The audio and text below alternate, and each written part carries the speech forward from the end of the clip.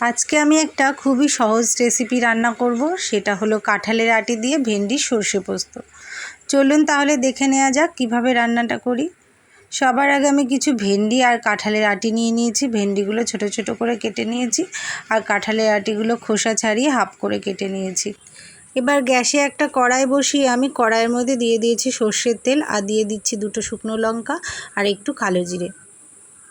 এবার ফোড়নটা আমি যতক্ষণ না ভাজা হবে ততক্ষণ অপেক্ষা করব। ফোড়নটা এবার ভাজা হয়ে গেছে। এবার আমি তেলের মধ্যে দিয়ে দেব হাফ করে কেটে রাখা কাঁঠালের আটিগুলো আমি একটু আগে থেকে ভেজে নেব হালকা করে, যেহেতু আটিগুলো খুব শক্ত হয়, ওগুলো সেদ্ধ হতে সময় লাগবে, আর ভেন্ডিগুলো তো তাড়াতাড়ি সেদ্ধ হয়ে যায়, তাই আমি আটিগুলো একটু আগে ভেজে নেব। আটিগুলো যখন হালকা প্রায় ভাজা ভাজা হয়ে যাবে তখন আমি ভেন্ডিগুলো এবার দিয়ে দেব। এবার সব দিয়ে আমি ভালো করে উল্টে পাল্টে নেড়ে ভেজে নেব। দেখুন ভেন্ডির জল প্রায় হালকা টেনে এসেছে। এবার আমি দিয়ে দিচ্ছি 1 চামচ লবণ আর 1 চামচ হলুদ। এবার সব দিয়ে আবার আমি একটু নেড়ে নেড়ে ভেজে নেব। এবার আমি একটু 2-3 মিনিটের জন্য ভেন্ডি আর কাঁঠালের আটিটাকে ঢেকে দেব। 2-3 মিনিট পরে আমি আবার ঢাকনাটা তুলে নিয়ে একটু নেড়ে দিচ্ছি। ভেন্ডি আর কাঁঠালের আটিটাকে খুব ভালোভাবে একটু ভেজে নিতে হবে, যাতে মশলা দেওয়ার পর বেশিক্ষণ সেদ্ধ করা না লাগে।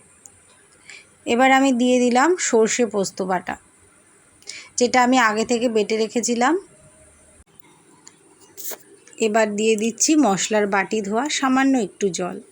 এই মশলাটা আমি সর্ষে পোস্ত আর কাঁচা লঙ্কা দিয়ে বেটে নিয়েছি। এবার আমি হাফ চামচ মতো হলুদ দিয়ে দিলাম আর দিয়ে দিচ্ছি 4টে চিড়ে রাখা কাঁচা লঙ্কা। বেশি লঙ্কা দেবো না, যেহেতু আমি সর্ষে পোস্তর সাথে কটা বেটে নিয়েছি, তাই এখনও 4টে গোটা লঙ্কা দিলাম। একটু গোটা লঙ্কা দিলে বেশ ফ্লেভারটা ভালো আসে, খেতেও ভালো লাগে। মশলার সাথে ভেন্ডিটা প্রায় ভাজা ভাজা হয়ে গেছে। এবার আমি পরিমাণ মতো গরম জল দিয়ে দিলাম। এবার সব দিয়ে একটু নেড়ে চেড়ে যখন ফুটে উঠবে তখন আমি এটাকে আবার 2-3 মিনিটের জন্য ঢেকে দেব। খুব বেশি সময় ঢাকবো না, 2-3 মিনিট পর আবার দেখাচ্ছি। ভেন্ডি আর কাঁঠালের আটিটা প্রায় বেশ ভালোভাবে সেদ্ধ হয়ে গেছে। এবার আমি ভেন্ডিটা লবণ ঝাল টেস্ট করে একটু শুকিয়ে নামিয়ে নেব। এবার আমি ভেন্ডি সর্ষে পোস্তটাকে একটি পাত্রে পরিবেশন করে নেব। কেমন লাগলো আজকের এই রেসিপিটা, কাঁঠালের আটি দিয়ে ভেন্ডি সর্ষে পোস্ত? প্লিজ কমেন্ট করে জানাবেন।